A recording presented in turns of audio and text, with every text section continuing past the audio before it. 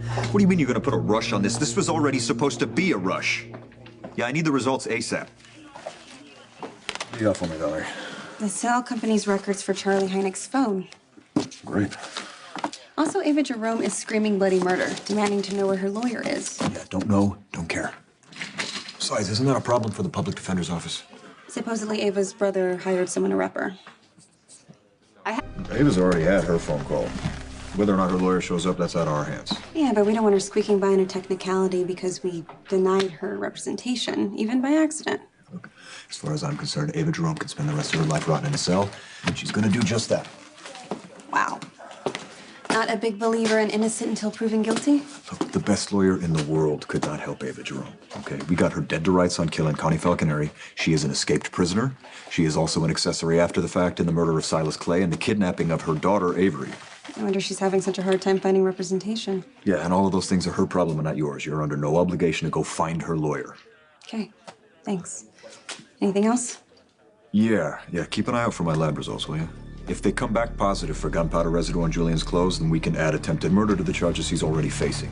If we can put the Jerome siblings behind bars, maybe Sonny's family will find some peace.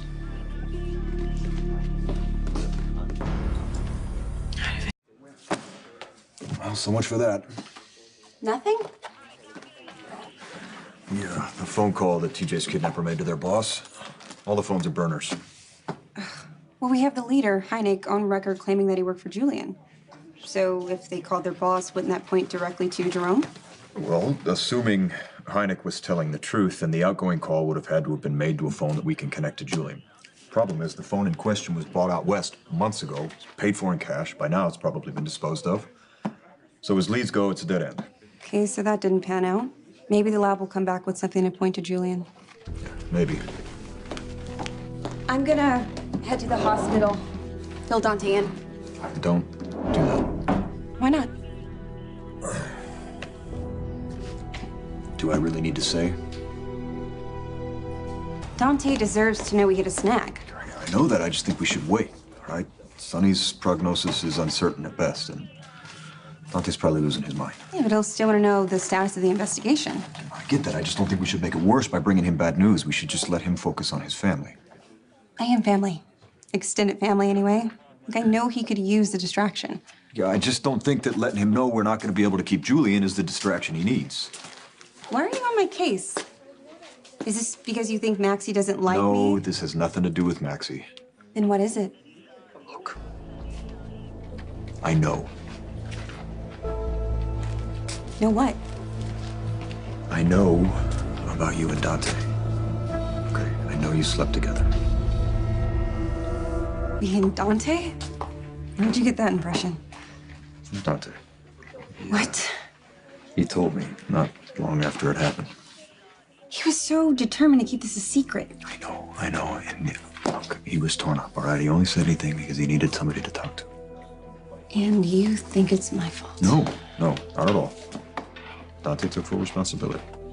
How chivalrous of him.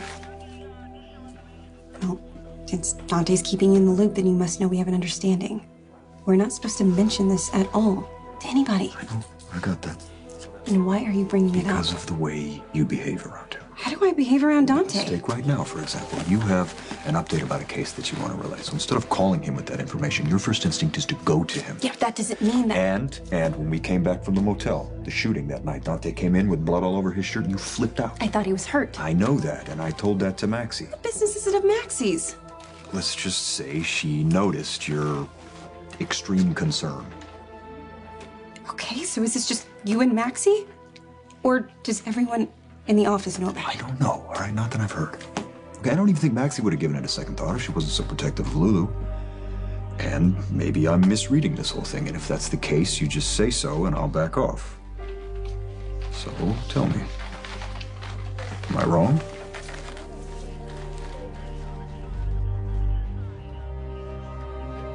No.